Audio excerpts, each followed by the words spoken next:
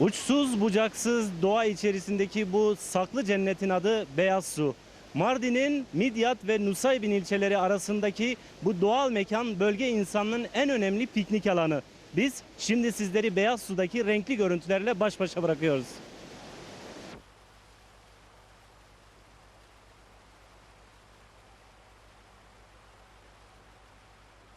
Mardin'in Midyat ve Nusaybin ilçeleri arasında Vaha'yı andıran bir yer burası. İki ilçenin tam ortasında. Tepeler arasında yemyeşil bir coğrafya.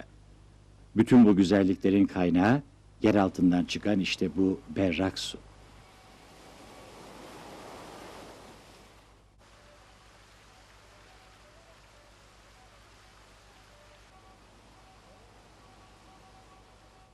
Geniş bir mekana hayat veriyor Beyaz Su. Bölgede hemen hemen herkesin uğrak yeri. Soluklanıp ayaklarını suya değdirenler bütün yorgunluklarını unutuyor burada.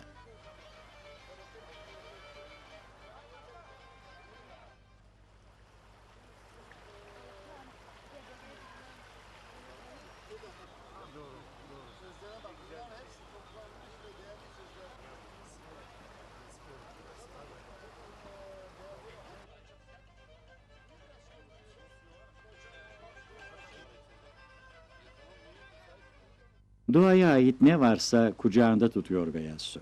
Yeşilin her tonuna rastlamak mümkün. Yeşilin tonlarını boyayan da işte gürül gürül akan bu su.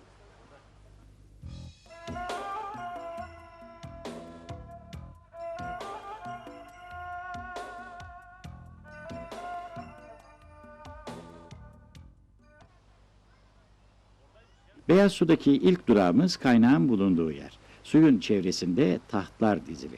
Aileler yorgunluk atıyor. Su sesinden başka bir de yöreye ait kemençenin sesi duyuluyor yer yer. Gençler kendi ezgilerini konukların beğenisine sunuyor.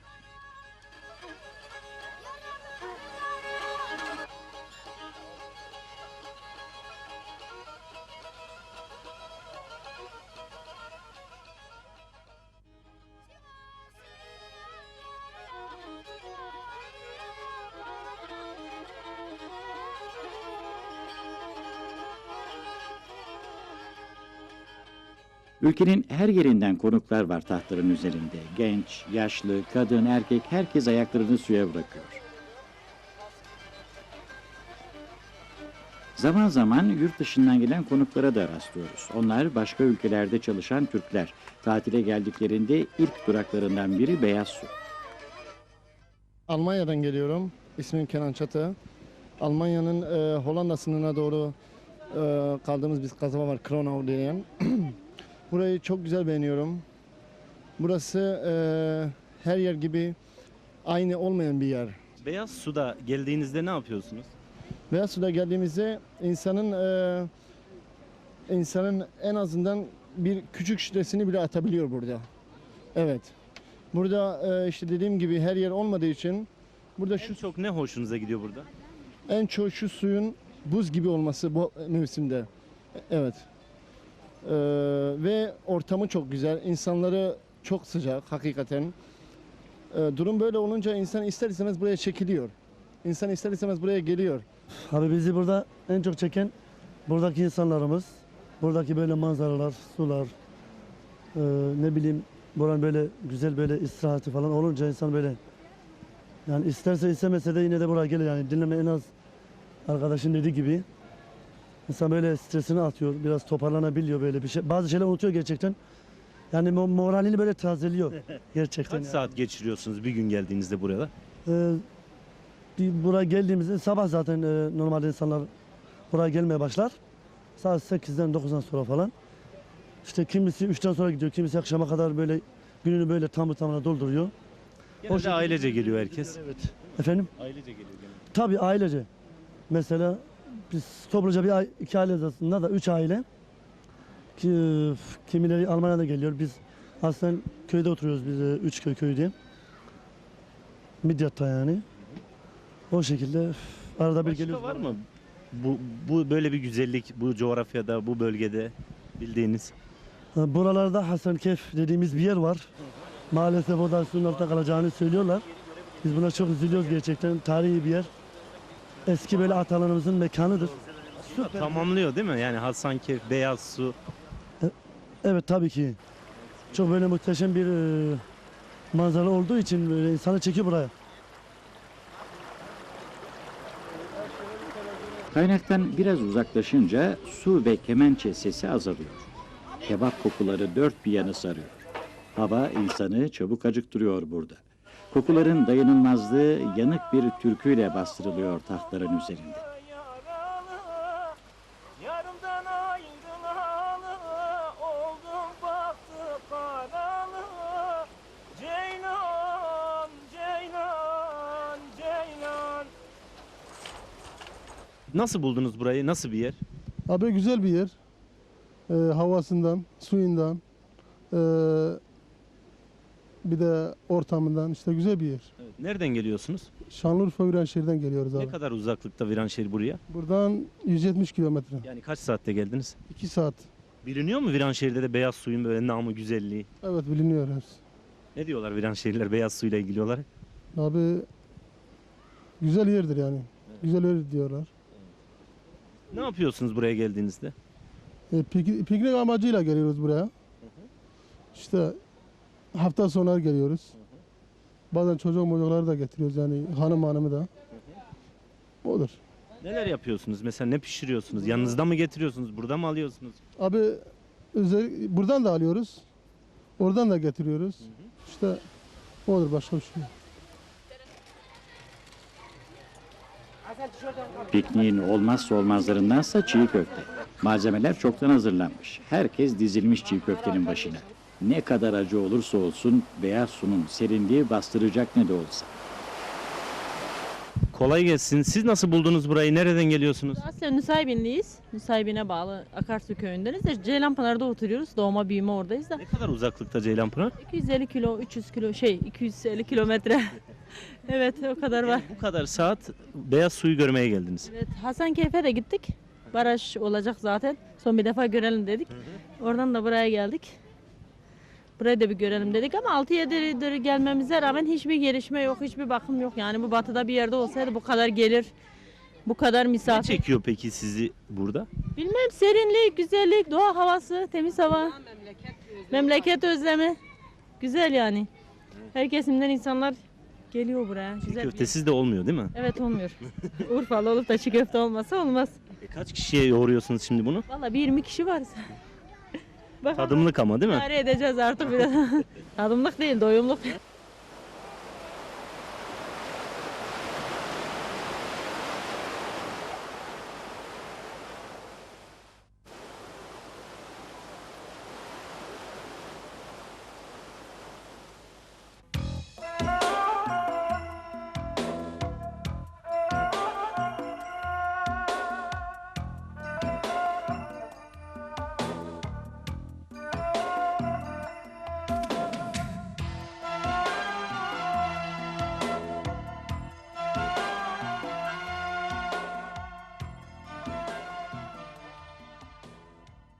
Beyaz Su küçük tatil kasabası görünümünde. Tatilciler alışveriş meraklarını da gideriyor burada. Yöre insanı da potansiyeli değerlendirmeye çalışıyor. Daha çok el emeği olan bu ürünler ziyaretçilerin ilgisini çekiyor. Batman'dan, Siirt'ten, Midyat'tan, Mardin'den, Şırnak'tan, Erzurum'dan bile gelen insanlar var buraya. Ünlü yani burası değil mi? Ünlü, çok ünlü burası. Bizim için ünlü ama güzel bir reklam yapılırsa, Siz aynı tanıtılırsa. zamanda burada yaşıyorsunuz değil mi? Beldede Evet, yaşıyorsunuz. biz aynı zamanda burada yaşıyoruz. Midyat'ta da dükkanımız var, Batman'da da dükkanımız var. Nasıl Hasankeyf'te. böyle saklı bir güzelliği başkalarıyla paylaşmak? Çok güzel bir şey. Şu anda sizleri görünce çok sevindik. En azından burayı insanlar görecek. İnsanlar ne kadar çok dolaşırsa, çok gezerse, çok şey görürse daha çok bilgi sahibi olur, daha çok kültür sahibi olur.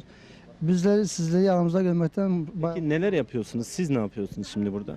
Bizler burada ağırlıklı olarak el yapımı, şurada gösterebileceğim heybeler, eski yöreden topladığımız kilimleri para karşılığında veyahut da bazı mal karşılığında takas ederek şunları heybe haline getiriyoruz. Yurt dışına bile yolladık, New York'a kadar yolladık bunları. Çünkü burada yapılan kilim, kirmanla yapıldığı için daha ince, sık yapılıyor ve çantaya dönüştürüldüğü zaman bunun fiyatı 4 YTL'dir. Yani el emeği. Kimler yapıyor burada? Bunlar Ben yapıyorum, babam yapıyor, bizim hanım yapıyor, nenem ağırlıklı bize yardımcı Her oluyor. şey doğal değil mi burada? Her şey doğal. Evet. Başka şeyler de öğretiyoruz. Mesela burada boncukları işliyoruz bazı çantalara. El yapımı, bazılarında da gümüş iplerimiz var. Bunlardan yapıyoruz mesela gümüş ipleri doğal olarak nakışlandırmaya çalışıyoruz. Bazılarını da taş, ince boncuklardan kullanıyoruz. Abdülkerim Usta Beyaz Su'nun renkli simalarından. El emeğiyle estetiği çok güzel harmanlamış. Taşa ve ağaca isimler yazıyor. Yolu sevgiden geçen herkes mutlaka ona uğruyor. Ben burada hediyelik eşya satıyorum. Gelen giden vatandaşlara, arkadaşlara yazı yazıyorum. Aslan Batmanlıyım. 7 seneden beri ben burada çalışıyorum. 7 yıldır geldiğinize göre burada bir potansiyel var. Var. Yalnız sezonluk bizim işimiz yani. Senede şöyle 3 ay, 2,5-3 ay arasındadır. Türkiye'nin muhtelif yerlerinde çalıştım. Gürcistan'a gittim, Ermenistan'a gittim, Azerbaycan'a gittim, Nahçıvan'a gittim, İran'a gittim. Yani gitmemin sebebi seyahat şeysi değil. Bunları sattım oralarda yani. İş olarak gittim ben. Güzel iş de yaptım Allah'a şükür. Bu kadar yer gezdiniz. Beyaz suyun doğal güzelliğiyle onları karşılaştırdığınız zaman nasıl bir tablo çıkıyor ortaya? Doğal güzelliği dediğiniz Türkiye'de de çok güzel yerler vardır. Burasından daha güzel olmayan yerler de vardır. Mesela Uzungöl var, Uzun Yayla var, Uzun Dere var. Burası gibi güzel değiller yani. Güzel olmadığı halde buradan daha bakımlı, daha özenli, daha güzel yerlerdir yani. Bizim burası ilgisiz, bakımsız, sahipsiz yerler burası. Ama doğal bir güzellik var. Doğal güzelliğe bakmadığın zaman o zaman şey olur gider yani. Kimler geliyor buraya? Daha çok çevre illerden mi yoksa? Avrupa'dan, dünyanın her tarafından buraya insan geliyor. Turistler geliyor. Yani Avrupa devletlerinden de çok insanlar geliyor buraya. Bir tatil kasabası gibi olmuş değil mi? Öyle burası? olmuş zaten. Yalnız sezonu kısa bir zaman. Şöyle 2,5 ay, 3 ay arasında. Siz neler satıyorsunuz onlara? Benim işim bu. Daha çok ne alıyorlar yani? Yani daha fazla şu ağaç biblo işi var, kalemler var. Onlardan eser olduğu için genelde onları alıyorlar. Bir de şu mermerlerin üzerine yazı yazıyoruz. Şöyle yazı yazıyoruz onlara. Bunları alıyorlar böyle. İsimlerini falan akrabalara, dostlarına hediye ediyorlar. Alıp götürüyorlar işte. Beyaz Su balık çiftliklerine de ev sahipliği yapıyor. Vadi boyunca çok sayıda alabalık tesisi görmek mümkün. Bu durumda yörede yeni istihdam alanlarının doğmasına yol açıyor. Balıklara çevre il ve ilçelerden yoğun talep var. Burası Beyaz Su, suyu üzerinde beslenen alabalık çiftliği. Bizim yıllık 10 ile 15 ton arası üretimimiz var. Genelde balıkları buradaki restoranlara, çevre il ve ilçelere dağıtıyoruz. Nasıl lezzetli buradan beyaz sunun balığını? Beyaz su balığı apayrı bir lezzeti var zaten.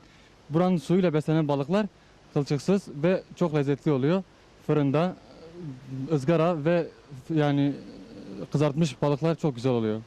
Yani çevre il ve ilçelerde başka bir şey de olmadığı için genelde insanlar sıcaklığı burada şey yapıyor. Deniz suyu olduğu için buraya geliyorlar. Yani başka da gidecekleri bir yer olmadığı için haliyle burada toplanıyorlar. Yani çok kalabalık oluyor burası yazın. Beyaz Su'daki gezimiz vadi boyunca devam ediyor. Nusaybin'e yaklaştığımızda Beyaz Su'ya bu kez Kara Su katılıyor. İki derenin iç içe geçtiği bu yerde de tahtlar kurulu.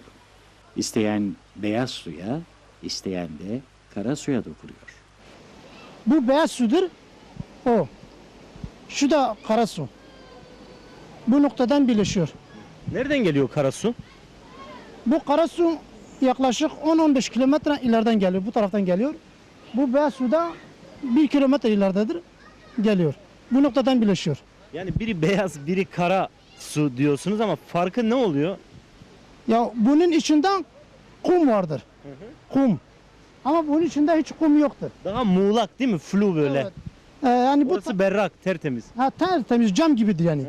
Cam gibidir. Bunlar mesela bir duvar ördüğü zaman suyu kenarından 10 sene yani sanki siva yapmışsın gibi birleşiyor o Kara suda mı? kara suda. Ama bu beyaz sudan hiç olmuyor. Hiç olmuyor. Evet. Yani onun şekilde bu da hani ne kadar derin olsa bu beyaz su dibi gözüküyor. İnsanın doyasıya soluklandığı, adeta yaşamı bir yerinden dondurduğu bir mekan Beyaz Su.